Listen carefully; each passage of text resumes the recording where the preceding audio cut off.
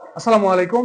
Junior বৃত্তি পরীক্ষার্থী তোমরা যারা আছো, তারা তোমরা যথেষ্ট সময় পেয়েছো, যেহেতু তোমাদের পরীক্ষাটি কিন্তু 31 তারিখের পরীক্ষাটি কিন্তু অনুষ্ঠিত হতে হচ্ছে কবে, আগামী 5 তারিখে। তার মানে তোমরা মাঝখানে বেশ সুযোগ পাচ্ছ, এবং সেই পরীক্ষাটি হচ্ছে বাংলাদেশ ও বিশ্ব পরিচয় এবং বিজ্ঞান। তো আজকের ক্লাসটি হবে মূলত বাংলাদেশ ও বিশ্ব পরিচয়, যে কোন কোন অধ্যায়গুলো সৃজনশীলের জন্য বেশ গুরুত্বপূর্ণ, ঠিক সেই অধ্যায়গুলো নিয়ে আমি আজকে ক্লাস আলোচনা করব। তোমরা দেখতে পাচ্ছ আমার পিছনে বোর্ডে যে আমি এখানে বেশ কয়েকটি অধ্যায় উল্লেখ করেছি। তোমরা জানো যে বাংলাদেশ ও বিশ্ব পরিচয়ে টোটাল 13টি অধ্যায় রয়েছে। এই 13টি অধ্যায় থেকে যেগুলো সব থেকে বেশি গুরুত্বপূর্ণ সৃজনশীল প্রশ্নের জন্য, ঠিক সেই অধ্যায়গুলো আমি কিন্তু এখানে ইন্ডিকেট করে রাখছি।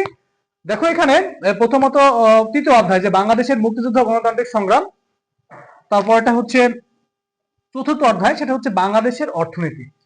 বাংলাদেশের অর্থনীতি। পঞ্চম অধ্যায়টি হচ্ছে রাষ্ট্র ও সরকার ব্যবস্থা। সপ্তম অধ্যায় সামাজিকীকরণ।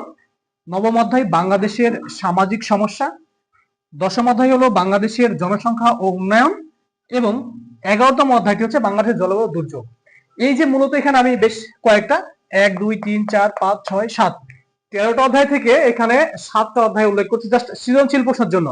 এই অধ্যায়গুলো ফলো করলে বা এই অধ্যায়গুলো তোমরা যদি রিডিং ভালোভাবে পড়ো, তাহলে এখান থেকে যে কোনো ধরনের সৃজনশীল প্রশ্ন আসলে তোমরা তার উত্তর করতে পারবা। সর্বোপরি একটা কথা বলি, সেটা হচ্ছে যে সৃজনশীল প্রশ্ন টোটালি যে হুবহু কমন আসবে গাইড থেকে বা বইয়ের যে অনুশীলনীতে যে অধ্যায়গুলো দেওয়া আছে এগুলো এরকম না, কিন্তু যে অনুশীলনী থেকে যে আছে যেগুলো আছে এটা যে হুবহু আসবে এরকম না। গাইড যে তুমি ফলো করছো এখান থেকে আসবে এরকমও কিন্তু না। বিষয়টা হচ্ছে টোটালি ডিপেন্ড করবে তোমার বই পড়ার প্রতি। তুমি যত বেশি বই পড়বা, অ্যাকচুয়াল অর্থে তুমি তত ভালো উত্তর করতে পারবা। সৃজনশীলের জন্য বিষয়টা কিন্তু ঠিক এমনই। এখন সৃজনশীল ছাড়া কিন্তু আরো দুটা বিষয় এখানে আছে, সেটা হচ্ছে সংক্ষিপ্ত প্রশ্ন, তার সঙ্গে বহু নির্বাচন। এখন সংক্ষিপ্ত প্রশ্ন তোমাকে কি করতে হবে, অল ওভার যতগুলো অধ্যায় আছে সবগুলো অধ্যায়কে তোমাকে ভালো করে পড়তে হবে, এবং সেটা টোটালি রিডিংটা ভালো করে পড়তে হবে। রিডিং তুমি যদি ভালোভাবে পড়ো, তাহলে কিন্তু তুমি সেখান থেকে সংক্ষিপ্ত যে প্রশ্নগুলো আছে সেই প্রশ্নগুলোর উত্তর টোটালি ভালোভাবে করতে পারবা। এখন যদি আমরা বহু নির্বাচনের কথা বলি, হ্যাঁ বহু নির্বাচনে ডিপেন্ডেবল প্রত্যেকটা অধ্যায়ের উপরে। তোমরা যদি ভালোভাবে বইটা রিডিং পড়ো, তাহলে দেখবা যে তোমাদের সৃজনশীল প্রশ্ন, সংক্ষিপ্ত প্রশ্ন, এমসিকিউ এইগুলোতে কোনো সমস্যা থাকবে না। তো তোমাদের কি করতে হবে, প্রত্যেকটা বই মানে প্রত্যেকটা বইয়ের প্রত্যেকটা অধ্যায়কে তোমাদের কিন্তু ভালোভাবে নখদর্পণে নিতে হবে, যাতে করে এখান থেকে সৃজনশীল প্রশ্ন, সংক্ষিপ্ত প্রশ্ন বা এমসিকিউ আসলে কোনো ধরনের সমস্যা তোমরা যেন ফেস না করো। ঠিক আছে। এখন আমি যদি বলি যে স্যার আপনি কেন এখানে এই 7টা অধ্যায়ের কথা উল্লেখ করেছেন, হ্যাঁ এগুলো স্পেশালি সৃজনশীল প্রশ্নের জন্য। এই অধ্যায়গুলো থেকে সৃজনশীল প্রশ্ন অবশ্যই আসবে, যেহেতু 3টা প্রশ্ন থাকবে, 3টা উত্তর করতে হবে, সেহেতু কিন্তু এটার কোনো বিকল্প নেই। ঠিক আছে। খুবই গুরুত্বপূর্ণ এই অধ্যায়গুলো। তোমরা এই অধ্যায়গুলো ভালো করে যদি পড়ো, ইনশাআল্লাহ সৃজনশীল প্রশ্ন কিন্তু এগুলো থেকে আসবে।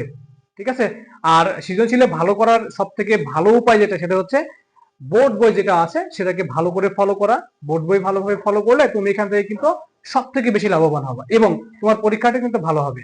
তো বিজিএস থেকে অথবা বাংলাদেশ ও বিশ্ব পরিচয় থেকে তোমাদের জন্য সৃজনশীল, সংক্ষিপ্ত প্রশ্ন বা এমসিকিউ রিলেটেড যে বিষয়গুলো জানার দরকার ছিল আমি আমার থেকে জানিয়ে দিলাম। জাস্ট তোমরা যদি বইটা ভালোভাবে পড়ো, ইনশাল্লাহ পরীক্ষা ভালো হবে, যেহেতু হাতে এনাফ টাইম রয়েছে।